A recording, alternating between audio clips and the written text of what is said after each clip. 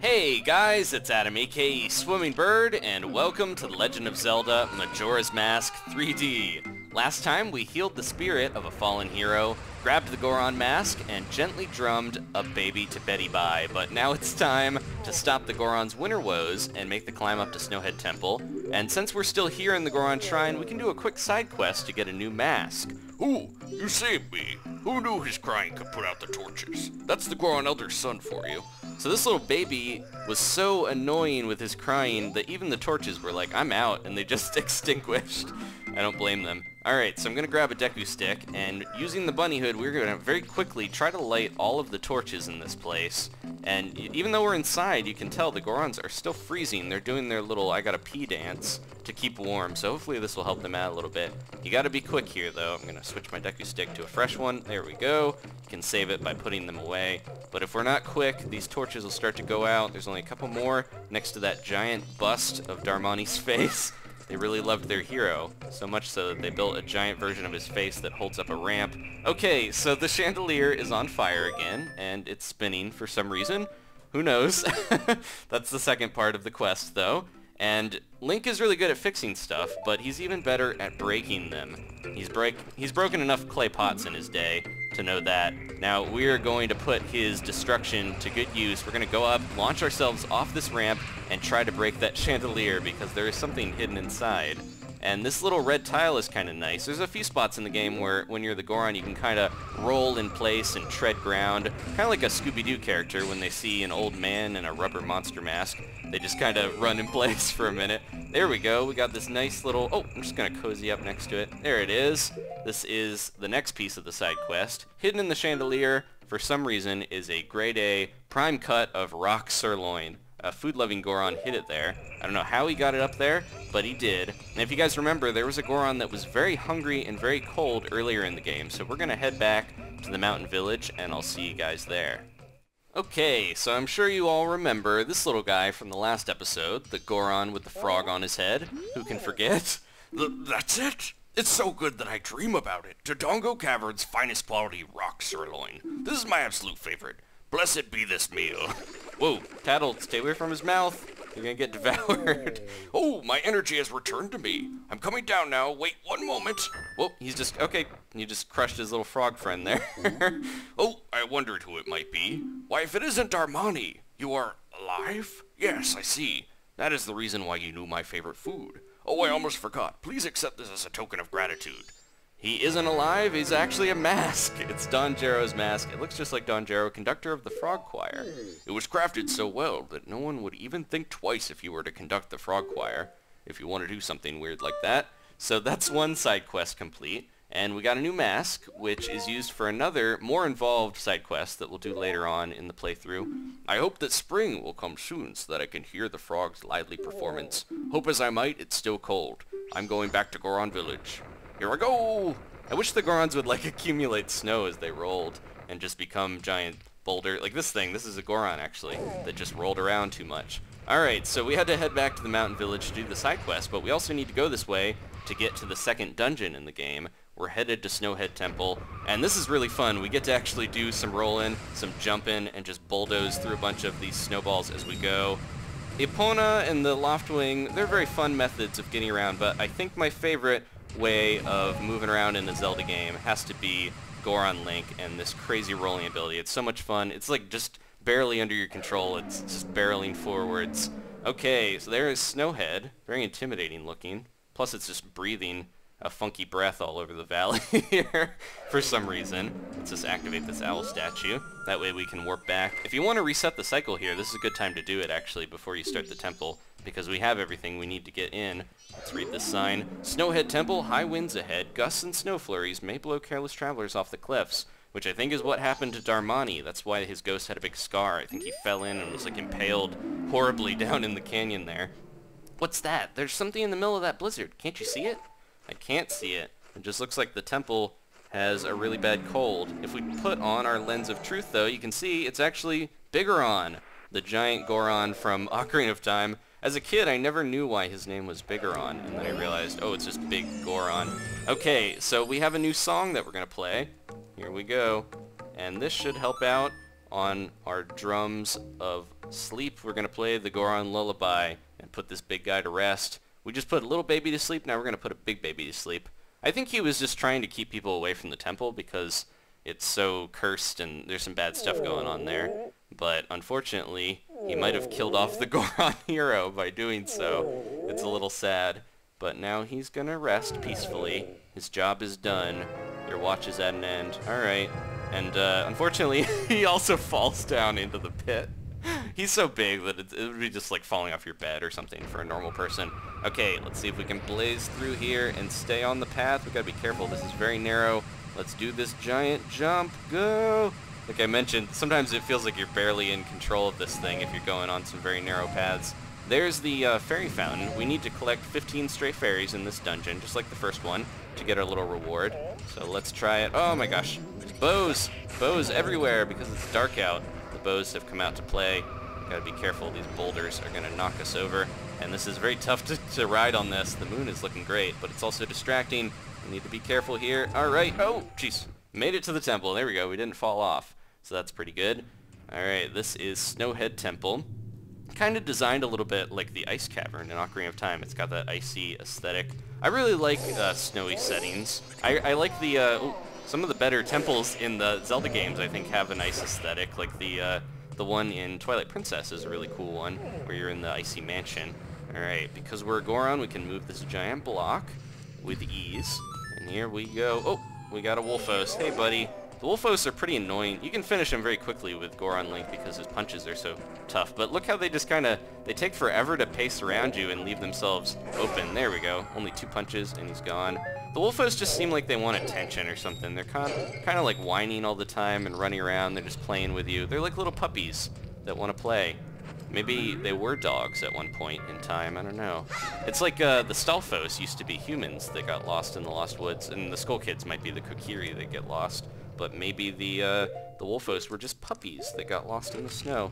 There's a fairy down there, and there's one over there as well. There we go. I need to start collecting these, but I've got my Great Fairies mask, so they'll just come right over to me. And we're going to make this jump as well once we grab them. There's some lava down there, and if we fell into it, we would take a lot of damage unless we are Goron Link, because the Gorons don't take lava damage for whatever reason. They're just fireproof. Makes sense. They they live in volcanoes and Death Mountain and stuff like that, so they got to be a little insulated from. Plus, they're made out of rock, so I think they're pretty well prepared. Get rid of that guy. I forget what those are called, but we'll see more of them in a second. I like to usually see what Tattle has to say about the enemies, so we can get their names and everything. I think it's like a Freezard. What did we get? It's the map. All right. Always very helpful to get that early on and not later. And there's also, this is a real Bombchu. It's it's so strange. It's just a goofy looking mouse with a bomb on its tail. It runs at you and it's a pack of explosives, so protect yourself or else. And I don't know if he's not even coming after me. He's just kind of having fun pacing. I'm gonna leave him alone. He will explode. There's just a fairy over here. What are you doing, little fairy? Just hanging out? All right. That was an easy one. I don't think we can get up this way until, yep, we need the bow. Oop, I mean to take your first person view is the Picto box, so it's kind of funny. I didn't mean to take a picture there. What is up with this Bombchu? He just doesn't care about attacking. That's so strange. I don't even know why he's in that room, really. He doesn't serve a purpose that I can think of other than to maybe explode. That's a very strange addition. There's those guys. Alright. I'm going to put on my bunny hood, and let's make this jump. Gotta be careful with the bunny hood, especially in the ice. You might slip out of control. And if you jump too far, you can just kind of fly over something. A Freezard! Watch out for its icy breath. I hate the cold! Let's try to take these guys out. Take a few more hits with the sword. There we go. There's a chest over here, but we can't get it yet, actually. It's frozen. That's going to be a theme of this this temple here, is that everything is frozen for now. But we can fix that. This is a very vertical dungeon. You can see there's this huge center room and a pillar in the center, which we're going to mess with soon. But yeah, it's a lot more vertical than most Zelda dungeons, which is kind of cool, using the 3D to its advantage. Okay, let's see. We've got a way down here. We're going to check out the basement. Like I was saying, the bunny hood is a very good way to move around quickly as Link, but most of the jumps in the game are meant to be made by normal Link, so you might actually overshoot some of them. You gotta be careful. Whoa! This is a red bubble. If it comes at you, get in defensive position to bounce it back. Got it? So I think we can actually bounce it with our shield if it'll actually come close to me here. Or I can just, you know, shoot it with an arrow if I can time it right. There we go. Got that one. There's a little switch, but it's in the lava, and it's huge, so we're going to need to use that Goron might to push it down. There's a chest in the lava. I don't know how that doesn't light on fire. For whatever reason, the chests are made of very sturdy stuff. There we go. We got another fairy. That's number 4. We're doing good so far. Collecting those. There's a switch there that's all ornate and cool. Another fairy there. I don't need that one yet necessarily. Okay. Oh, this room. I don't think we're supposed to go here yet because there's like a, yeah, there's a little Deku flower that we can use. But it's frozen. That's a, a very common theme for now. We will be able to melt those eventually. And we don't have to carry a bunch of bottles of hot spring water with us to do so. So we'll get a better way in a little while here, maybe in this episode. The only non-frozen door is this yellow one, so let's do that. Like I mentioned, the bunny hood, not as useful now that I can just be a Goron and roll around everywhere, because the Goron is really good at just kind of curling up quickly, dashing over a distance, and then, yeah. You wouldn't think such a big guy would be so huge, but he's, you wouldn't think such a big guy would be so fast, is what I meant. You wouldn't think a big guy would be big. Alright, we got a small key. I think I saw a locked door back at the beginning, so we need to go try to do that. And Skull Kid has been here, apparently, because he's got his Majora's Mask brand blocks. He's really trying to, you know, put the merchandise out there for Majora's Mask. It was a kind of an underrated game when it first released, but now that it's really popular, it was the best-selling game for February, so that's kind of cool. Glad to see my favorite Zelda game is doing well. But yeah, now that it's popular, Skull Kid's like, I gotta get out there, I gotta merchandise. What do the people of Termina really love? Blocks, giant heavy blocks that I'll put in dungeons, and then everyone will see those and just be super excited to push them around. I think you can still push these as normal Link, despite it being 2 giant blocks stacked on top of each other. We don't even have the Goron's bracelet to make it easier to to push stuff like in Ocarina. So strange. Alright, so there's a chest up there, but we can't get up there yet. The Goron, very tall, but not able to jump up onto ledges that easily. He's kind of a big guy. And, but later we'll get another ability that will let us jump a little higher. We'll see. Alright, so I think I need to head back over this way. We can drop down here so you guys can see it. Here we go. Yeah, we can just walk on this lava. It's pretty cool. And, I love when the Goron, I think we did this before, but the Goron's climbing. No, actually, I don't think we have climbed a ladder with the Goron. He's like so scrunched up with his little hands and feet trying to make his way up here. Okay, so there's a few things I wanted to mention while we're playing, though. I have a little quote here. So this just came out recently. There was like an interview. There's a thing called like meeting where they have interviews and they have the little me's, and a real person interviewed the Happy Mask Salesman for some reason. But the cool thing is, the Happy Mask Salesman actually had something to say about a new Zelda game. He talked a lot about Majora's Mask and stuff, but there's a really cool hint. So I'm going to read this here as I start to go through this dungeon. So he says, My, I've certainly been appearing all over the place these past few years, or days. If this keeps going, it wouldn't be a stretch to expect me to pop up in a new Zelda game too. Ho ho ho, I've got some new masks too, if you'd like to try them on. If I do make an appearance, I'm sure everyone will experience such happiness. Believe in your strengths. Believe, ho ho ho. So yeah, that was a big hint that the Happy Mask Salesman might show up in the Wii U Zelda, or maybe another portable one. And that would be awesome. The fact that he mentions new masks, that would be so cool. I would love to see mask transformations come back, because this is the only game that we've had them in. And I love these. They're one of the best power-ups, I think, in a Zelda game, to be able to turn into these little creatures. I love the Goron and the Deku. It really gives you a better link towards the different races of Zelda as well, to actually play as them. So yeah, that would be so cool. I'm hoping he pops up in the Wii U Zelda, and we get some new even if the masks don't transform you, it would be kind of cool to have them. There's a chest up there. I'm going to try something. If I time this right, I might be able to throw a bomb, and a little bit after that. I need to blow up that one spot as well. There we go, we did it. And I figured, there we are. We're just going to put that on, because yeah, normally I think you would have to like shoot that with something, or it would be kind of tougher to get that normally, but thanks to the bombs, we can easily just kind of drop a bomb and throw it there to blast that chest. There's another fairy in here somewhere. I'm not going to worry about that yet. So much stuff is frozen. That was tough to try to read that Happy Mask quote and also play at the same time, so I apologize that I got hit by the Wolfos a few times, but tough to multitask like that. Alright. Oh, hey, what are you talking about, Tattle? What's going on? What? It's an icicle. It's just like the one we saw outside. Alright, so we know what to do. These were at the entrance to the Snowhead area. Just gotta hit these a few times, and they will fall down. This will help us jump around here a little bit. Jump around. There we go. I'm just gonna do all these at once so that we get them out of the way. But yeah, we need to be able to jump on those little platforms. And I think this might be... Yeah, there's like a weird wall over there. So there's a little hint. You can see there's like snow at the bottom of that wall, at the bottom corner there. It's kind of a hint that that's not really a wall. And like I mentioned before, this is a tougher area to get some of these fairies. The first one was pretty easy and straightforward, but now we're going to have a tough time getting some of these stray fairies because they will be hidden with certain abilities and things, but we can get them all this time. So let me, don't want to get hit by that icicle, but I do want to grab this. Oh, it just knocked me off, but I blocked it with the shield. So if we use the lens of truth, you can see there's not a wall there. Oh, I took another picture. Didn't mean to do that. Let's quickly jump over. There we are. And we can get another stray fairy. So yeah, you really have to be looking around with the lens of truth if you want to collect all of these little guys. And it can make it a little tougher your first time through. I didn't actually get all the stray fairies the first time I played through, and didn't get all the rewards. But when I did it again a few years ago, I went back and did all that.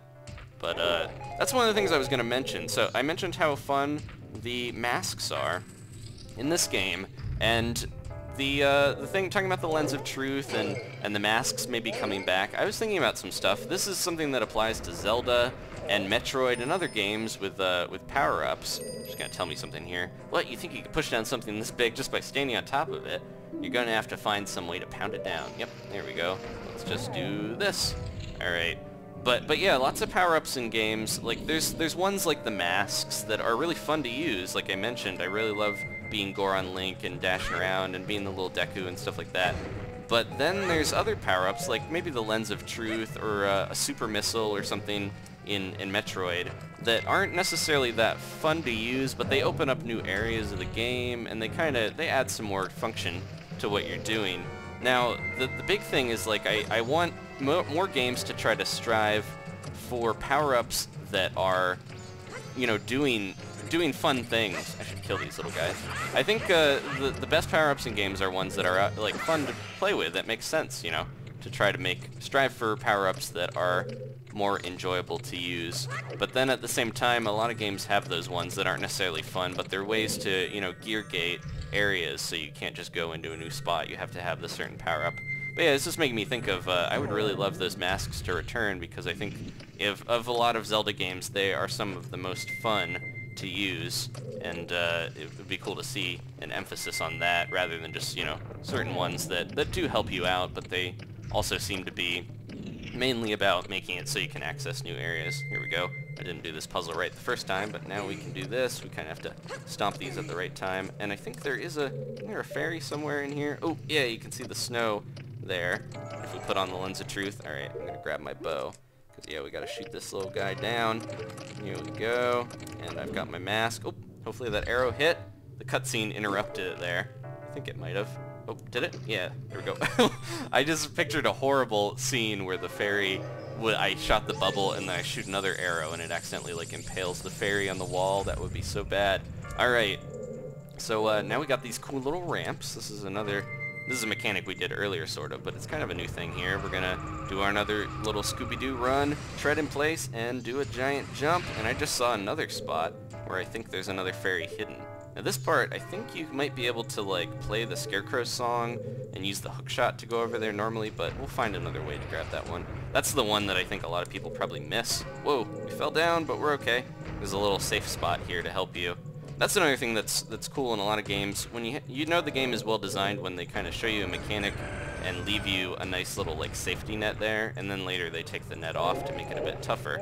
But yeah, you can see one of the first times we have to scoot around the snow like that, we have that nice little safety feature. Oh, I think there's some stuff in here, but we don't need to be in here yet. This is just kind of a quick way up, but we can't melt that ice. This is the, man, keep curling. There we go, doing some curls, getting buff. That's the top end of the room that had the Bombchu. Let's do this jump. There we go. I'm always worried it's not going to time right, and I'm going to, like, roll off the edge super slow. Punch some snow.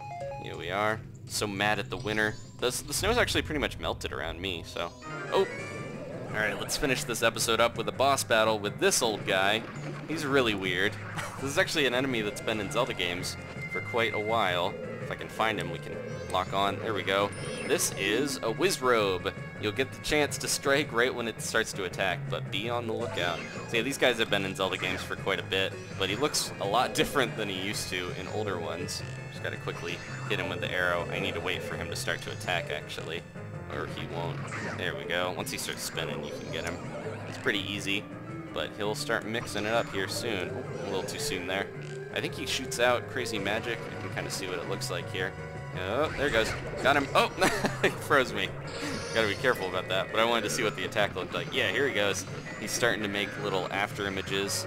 He's doing some Dragon Ball stuff here, moving so fast that you can't even find him, so you have to look out. That was the real one, though. You can't target the fake ones, so it's pretty easy to tell which one is real, but the other ones are kind of there to distract you. And, where is he? There's the real one. There he is. Get him. Aha! He dropped me some arrows. Thank you, buddy. Those are all the arrows that I shot into his body. And he is defeated. We're gonna grab our special, this is the weapon, or our power-up thing that we get in this dungeon. There's one in every one. But it's cool that we get the masks like in the overworld. It's kind of like an extra power-up that you get outside of dungeons. It is the fire arrow, so we can set it to make our arrows powered up with magic. A direct hit will put the heat on your target. Aim wisely to set objects aflame and melt ice. So now that we have the fire arrows, we can start melting some ice. Let's, if we jump back there, I can show you guys real quick before we end the episode out.